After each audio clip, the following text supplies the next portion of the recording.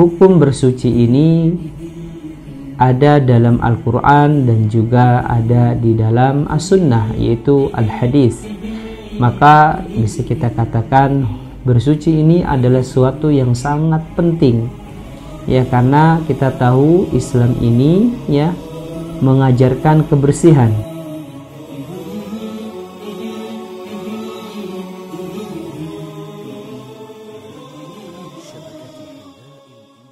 Assalamualaikum warahmatullahi wabarakatuh.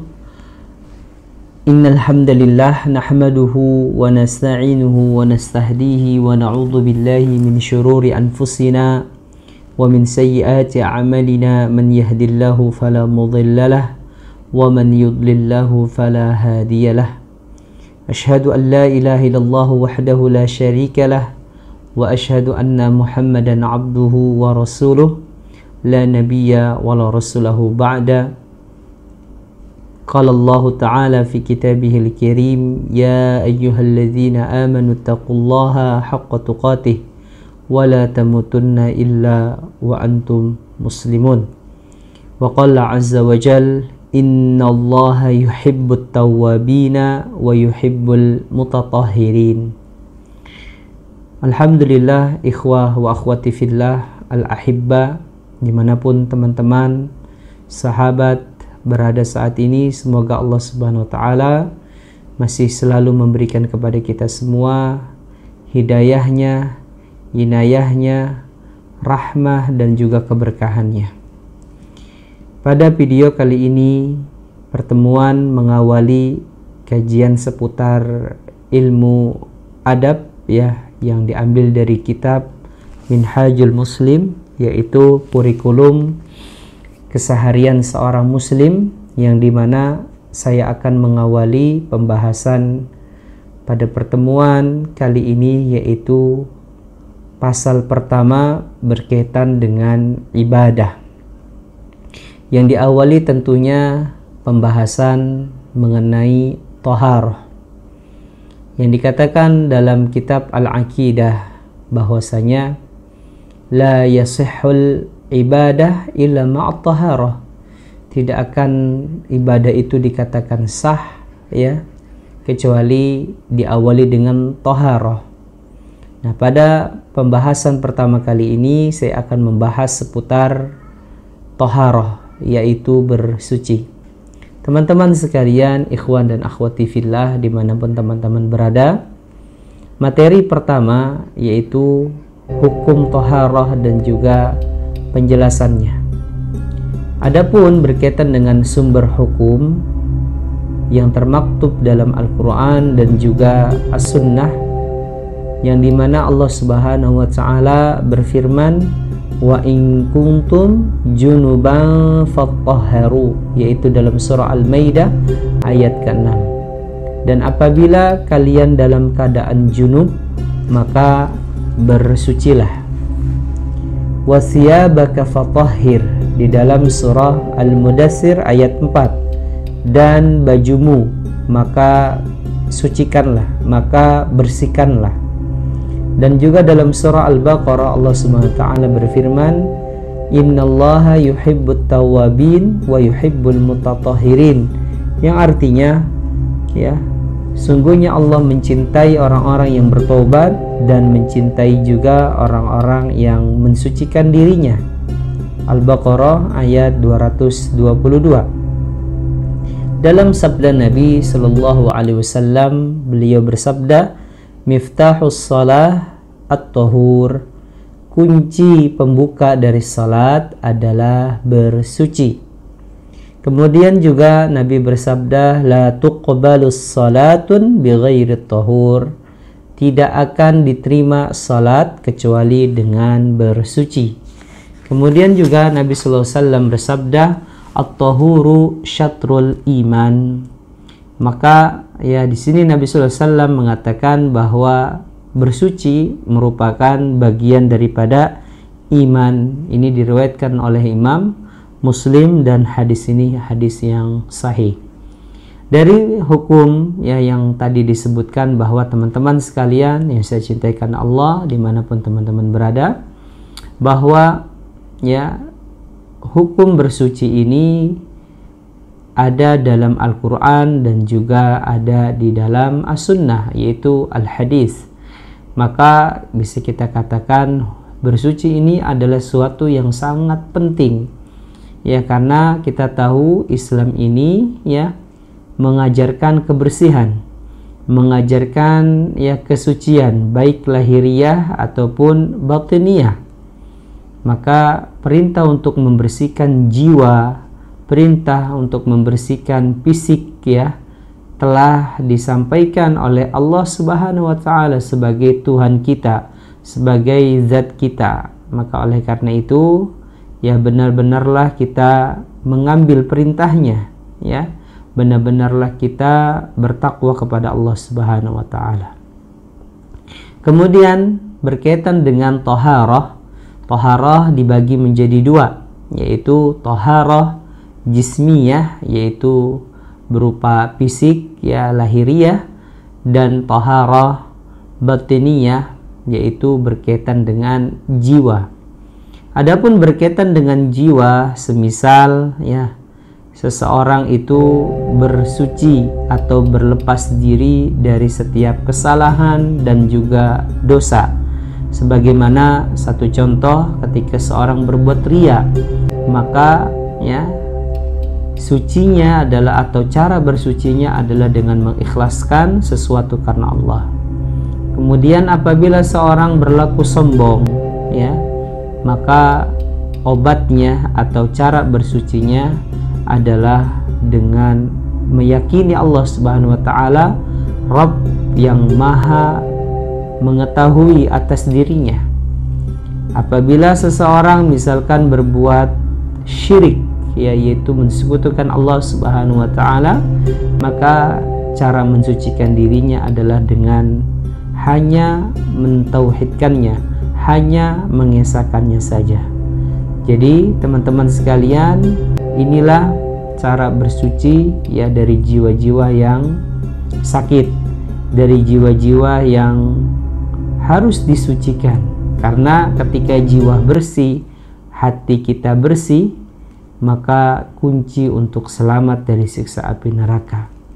Allah SWT mengatakan ya dalam firman-Nya, illa man atallahu biqalbin salim, ya, orang-orang yang datang kepada Allah dengan hati yang selamat, biqalbin munib, hati yang tunduk kepada Allah Subhanahu wa taala.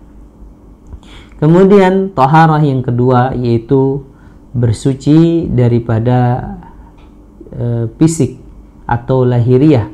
Semisal seseorang berhadas, yaitu apa itu hadas ya? Nanti kita akan jelaskan insyaallah. Dan juga seseorang bersuci dari kotoran-kotoran dengan cara berhudu gitu kan, atau mandi dan bertayamum. Jadi cara mensucikan diri ya yaitu berupa fisik kita dengan 3 hal. Yang pertama adalah dengan berhudu, kemudian mandi, dan yang ketiga adalah bertayamum.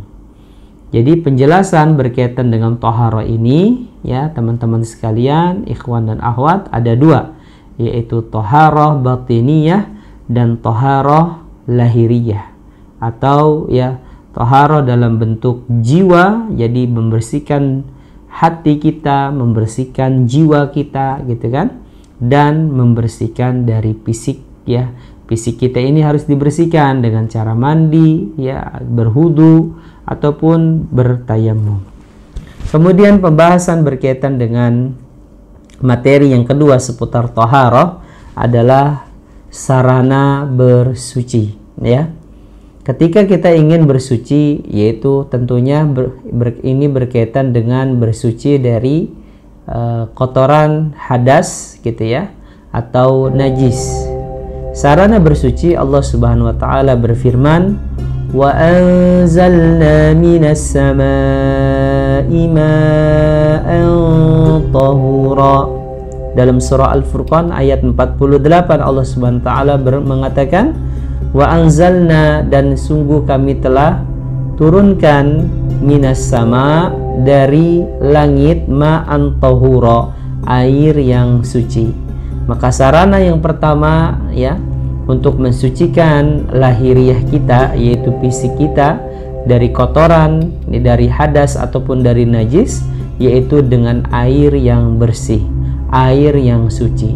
Apa itu air yang bersih, air yang suci? Yaitu sebagaimana dalam sabda Nabi mengatakan, al-ma'u tahurun illa in taghayyara rihuhu aw ta'muhu aw launuhu binajasatin tahdusu fihi. Yaitu al-ma'u tahur, air yang suci, air yang mutlak, yang bersih adalah air yang tidak berubah rihnya. Yaitu yang pertama adalah rih, apa itu rih? Aromanya, au ta'muhu, atau rasanya, yang kedua ini. Yang ketiga au launuhu, ya warnanya. Maka air tersebut suci ya. Apabila sudah berubah, yang pertama aromanya, yaitu bau ya. Kemudian yang kedua adalah rasanya, dan yang ketiga warnanya, binajasatin fih ya, mungkin karena kejatuhan najis begitu kan, maka air tersebut sudah tidak lagi dikatakan air bersih, teman-teman. Jadi teman-teman sekalian, ikhwan dan akhwati fillah yang saya cintai karena Allah, air yang bersih, air yang suci yang bisa digunakan untuk bersuci, seperti contohnya mandi gitu kan, atau berwudu begitu, atau juga ya apa saja yang bisa kita lakukan dengan air bersih itu, mungkin diminum gitu kan. Nah, lebih tepatnya di sini air yang bisa digunakan untuk bersuci ya, ada 3 hal terlepas dari yang pertama aromanya. Misalkan ada air yang bersih gitu kan, airnya putih begitu, namun ya memiliki aroma, misalkan minyak parfum kayak gitu kan, atau pengharum ya, pengharum minyak itu kan ada yang warnanya putih, airnya putih warnanya, namun nggak bisa buat mandi ya. Kenapa tidak bisa pakai buat mandi? Ya karena sudah ada baunya, sudah ada aromanya. Kemudian yang kedua, ta'muhu, rasa ya, airnya bersih, misalkan air kelapa gitu kan, atau soft drink seperti Sprite dan lain sebagainya, itu kan putih airnya, namun memiliki rasa, mungkin tidak tercium aroma bau gitu kan, atau aroma perisa apa kayak gitu ya, perisa apel, anggur, atau lemon dan lain sebagainya, jeruk gitu ya. Namun ini sudah ada rasanya, misalkan rasanya manis atau rasanya agak sepet-sepet, maka tidak bisa digunakan untuk bersuci, mandi ataupun berwudu. Kemudian yang ketiga, warnanya. Warna air tersebut sudah berubah warna, mungkin kejatuhan, misalkan teh gitu kan, atau mungkin air kopi begitu dan lain sebagainya, air yang sudah berubah warnanya, baik itu hitam, coklat, merah, orange, atau warna-warna yang lainnya, biru ya, atau ke hijau, maka air ini tidak bisa dikatakan air yang suci, air yang bisa digunakan untuk bersuci ya, yaitu buat mandi ataupun berwudu. Ingat, 3 air ya, ini apabila 3 sebab ini apabila sudah ada pada air ya, satu aja salah satunya, maka sudah ditandakan ya bahwa air tersebut tidak bisa digunakan untuk bersuci gitu ya. Apabila sudah terasa, ada rasanya, apabila sudah tercium aroma ya, ataupun sudah berubah warnanya. Kemudian yang kedua, sarana untuk bersuci yaitu debu ya, debu. Nabi sallallahu alaihi wasallam mengatakan, ju'ilat li al-ardu masjidan wa tahuran. Artinya adalah dijadikan untukku ya, daripada nabi-nabi yang lainnya. Dalam hadis yang panjang, Nabi mengatakan di sini dalam kutipan hadisnya, ju'ilat li, dijadikan atas diriku ya, daripada nabi-nabi sebelumku nggak ada gitu ya, bahwa bumi ini dijadikan sebagai tempat untuk sholat, ya dimanapun kita berada, di hutan kah, di gunung yang paling tinggi kah, gitu kan, di lapangan yang sangat luas, bisa digunakan buat sholat, kayak gitu. Yang penting tetap arahnya ke kiblat ya, jangan sampai kemana-mana arahnya, kecuali dalam keadaan kita berada di tunggangan atau berada di kendaraan. Wa tahuran, dan juga suci. Jadi bumi ini hakikatnya suci ya, suci, kecuali mungkin ada tanah yang sudah terkena air kencing gitu kan, atau mungkin tanah yang sudah terlihat mungkin misalkan ada bangkai di situ, maka itu tidak bisa lagi digunakan buat bersuci ya, atau bahkan dipakai buat sholat pun tidak gitu ya. Nah, maka debu yang dimaksud di sini ya bisa berupa pasir atau bisa berupa tanah begitu ya. Maka ini bisa kita gunakan buat bersuci. Sebagaimana pernah datang dalam sebuah hadis Nabi, athar daripada sahabat, yaitu Amr bin As, tatkala beliau dalam keadaan sedang sakit ya. Di malam hari ya beliau ingin melaksanakan sholat, namun waktu itu Madinah sedang dilanda musim dingin. Maka Nabi sallallahu alaihi wasallam memerintahkan Amr bin As untuk ya bertayamum. Apa itu tayamum? Tayamum itu mengganti ya sarana bersuci yang sebelumnya dengan air diganti dengan debu atau pasir atau tanah. Gitu ya. Jadi dahulukan kesehatan, dahulukan keselamatan. Ya, misalkan ada orang yang sakit ya, tidak bisa terkena air, maka bertayamum. Nah, kemudian yang kedua, misalkan kita sedang dilanda musim kemarau, yang dimana saat itu ya air itu sangat sulit sekali untuk dicari. Nah, maka jangan buang-buang air ya, mandinya cukup dengan tayamum. Misalkan lagi hadas, ya udah dengan tayamum aja. Bagaimana tayamumnya? Tayamum sebagaimana kita bertayamum mau sholat. Ini yang dikatakan Nabi ya. Maka bertayamumlah kalian sebagaimana kalian bertayamum ingin sholat. Itu tayamum untuk menghilangkan hadas. Ya, tidak usah guling-guling. Dalam kitab Al-Wajiz fi Fiqhi Sunnah ya dikatakan ada seorang sahabat Nabi yang saat malam harinya dia berhadas ya, mendatangi istrinya, dan di pagi harinya dia ingin mandi ya, namun tidak ada air. Dia mengingat bahwasanya Nabi SAW pernah mengatakan bertayamum ya, maka ya dia guling-guling kemudian di pasir ya atau di tanah. Setelah itu ditegur oleh Nabi, maka bertayamumlah sebagaimana tayamum dalam sholat. Jadi tidak berguling-guling ya, kecuali ada air maka kita jalankan tata cara mandi hadas ya. Misalkan dari kepalanya dibasahkan dulu, kemudian setelah itu berhudu sebagaimana hudu dalam sholat. Habis itu guyur mulai dari sebelah kanan, kaki, selangkangan, semuanya sudah basah semua ya, berarti sudah selesai ya. Dan insya Allah nanti kita akan bahas tata cara mandi hadas ya ketika pembahasannya di bab tersebut. Jadi teman-teman sekalian, ikhwan dan akhwati fillah yang saya cintakan Allah Subhanahu wa taala. Nah, cara bersuci atau sarana bersuci di sini ada dua. Yang pertama adalah dengan air yang mutlak, yang tidak berubah dari aromanya, dari rasanya, dan juga warnanya. Kemudian yang kedua dari sarana bersuci yaitu dengan debu ya, bisa pasir ataupun tanah. Tentu yang suci ya, yang tidak terkontaminasi dengan hal-hal yang najis ataupun misalkan kotoran-kotoran ya, bangkai dan lain sebagainya. Dan ketika ada orang yang sakit, maka diminta jangan sampai kalau dia kena air sakitnya malah nambah parah ya, maka berhudu atau berhadaslah dengan bertayamum ya. Apa itu tayamum? Tayamum ini adalah bersuci ya tidak dengan air, yaitu dengan debu ya.